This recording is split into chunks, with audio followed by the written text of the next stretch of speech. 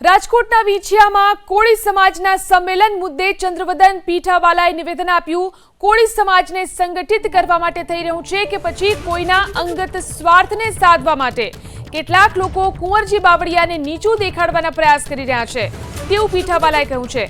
ગુજરાતમાં આવા ઘણા કિસ્સા બનતા હોય છે, તેમાં કેમ ધ્યાન આપતા નથી? ઘણા લોકો રાજકારણમાં ઉપર આવવા માટે સમાજનો ઉપયોગ કરી રહ્યા છે તેવો આરોપ પણ પીઠાવાલાએ કર્યો છે। જે પ્રશ્ન કોળી સમાજનો છે એ જાહેરમાં આ વાતો કરવી મને યોગ્ય લાગતું નથી તેવું પણ કહ્યું। આવું કરવાથી સમાજનું સંગઠન તૂટતું જાય છે, સમાજ વિખેરાઈ જશે તેવો પણ ડર તેમને વ્યક્ત કર્યો।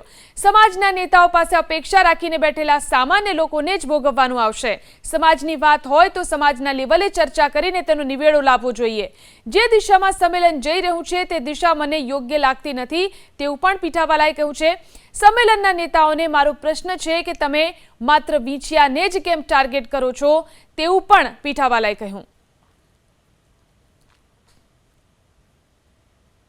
પૂછવું છે આ સમાજ આ સંમેલનના નેતાઓને કે તમે ફક્ત ને ફક્ત વિછિયાને જ શા માટે ટાર્ગેટ કરો છો, અને વિછિયાની અંદર જો કરતા હોય અને સમાજની લાગણી જો ખરેખર હોય તો તમારે ગુજરાતની અંદર ઘણી જગ્યાએ આવા કિસ્સાઓ આવા બનાવો બનતા હોય છે, એમાં આપ કેમ ધ્યાન નથી આપતા? એ આપવી જરૂરી છે।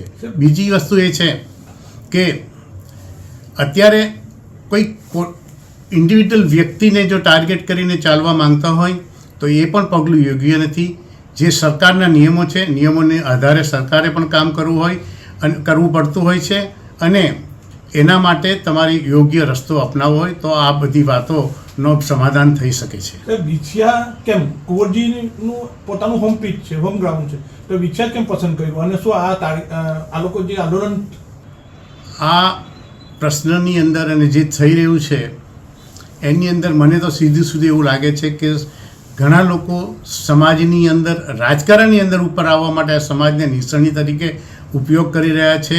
અને કુંવરજીભાઈ એ અમારા અખિલ ભારતીય કોળી સમાજના રાષ્ટ્રીય અધ્યક્ષ છે, એમની લોકોની લોકચાહના પણ વધારે છે, અને એ કુંવરજીભાઈને કોઈક આંતરિક લોકો એમની આજુબાજુના કે પક્ષના હોય કે સમાજના હોય એ કુંવરજીભાઈને નીચું દેખાડવા માટેના આ બધા પ્રયત્ન કરી રહ્યા છે, એ યોગ્યપણે સ્પષ્ટ દેખાઈ આવે છે।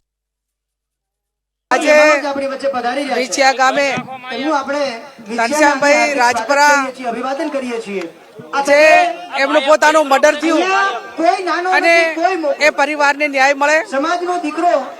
મર્ડર કર્યા પછી પણ જે આરોપીને પકડવાનો હોય પકડ્યો, એ વાત બરોબર છે પોલીસ તંત્રની, પણ જે ખોટા કેસો કર્યા એ કેસ 93થી વધારે યુવાનો ઉપર ખોટી રીતે એફઆઈઆર કરી। ભૂતકાળની અંદર અનેક સમાજોના કેસ પાછા ખેંચાણા, જેના ખેંચાણા એની સામે અમને વાંધો નથી, પણ કોળી સમાજના યુવાનો ઉપર જે ખોટી રીતે ફરિયાદ દાખલ કરીને એમને હેરાન કરવા માટેનો પ્રયત્ન કર્યા, એના માટે કરીને વિરોધ પક્ષના નેતા અમિતભાઈ ચાવડાના નેતૃત્વ હેઠળ આજે કોળી ઠાકોર સમાજના આગેવાનો આ સમાજને ઊંફ મળે અને જે અન્યાય થયો છે એમને કઈ રીતે સરકાર તરફથી પોલીસ તરફથી ન્યાય મળે એના માટે કરીને આજે બધા આગેવાનો આ વિછિયા ગામની મુલાકાતે અને આ સંમેલનમાં આવ્યા છે।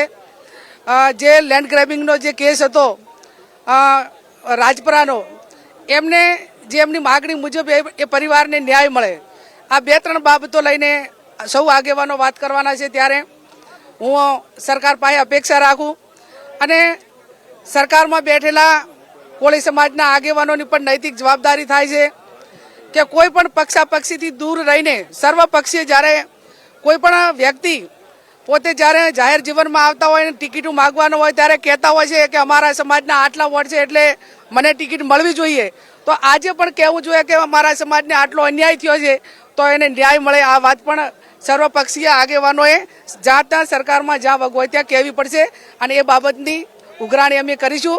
વિપક્ષ તરીકે અમારી ભૂમિકા અમે અદા કરશું। અન્ય કોળી સમાજના આગેવાનો પણ જે પક્ષ છે તે જોડાયા નથી। હું માનું છું ત્યાં સુધી સર્વપક્ષીય જોડાવવું જોઈએ। બધાને આમંત્રણ પણ આયોજકોએ આપ્યું હતું। આ કોઈ પક્ષનો પ્રોગ્રામ નથી, માત્ર જે અન્યાય થયો છે અને ખોટી એફઆઈઆર દાખલ થઈ છે, આ પરિવારોને યુવાનોને ન્યાય મળે એ માટેની સમાજની માગણી છે અને સમાજની માગણીને જ્યારે ન્યાય અપાવવાનો હોય ત્યારે સર્વપક્ષીય આગેવાનો હાજર રહ્યા હોત તો સમાજને પણ એનું મનોબળ મળોત. ખેર એ નથી આવ્યા તો એમને મુબારક, પણ અમારી જે વાત છે, જે સમાજની વાત છે, એ અમે સરકાર સુધી પહોંચાડીશું. Thank you. તો ગેનીબેન પણ પહોંચ્યા છે કોળી સમાજના સંમેલનમાં. રાજકોટના વિંછિયામાં કોળી સમાજનું સંમેલન અને કોંગ્રેસ સાંસદ ગેનીબેન પણ સંમેલનમાં પહોંચ્યા. નેતા વિપક્ષ અમિત ચાવડા પણ આ સંમેલનમાં પહોંચ્યા છે. ગેનીબેને કહ્યું છે કે સ્વ ઘનશ્યામ રાજપરાના પરિવારને ન્યાય મળે તે માટે અહીં તમામ જે આગેવાનો છે તે ઉપસ્થિત રહ્યા છે. પોલીસે જે ખોટા કેસ કર્યા તે પરત ખેંચવામાં આવે તેવી તેમની માંગ છે. ગુજરાતમાં અન્ય સમાજના કેસ પણ પરત ખેંચાયા છે, તો પછી કોળી સમાજના યુવાનોના કેસ પાછા ખેંચવામાં આવે. ખોટા કેસ કરી કોળી સમાજને હેરાન કરવામાં આવી રહ્યા છે તેવી વાત ગેનીબેને કરી. ખોટી રીતે લેન્ડ ગ્રેબિંગને નામે કાર્યવાહી કરવામાં આવી.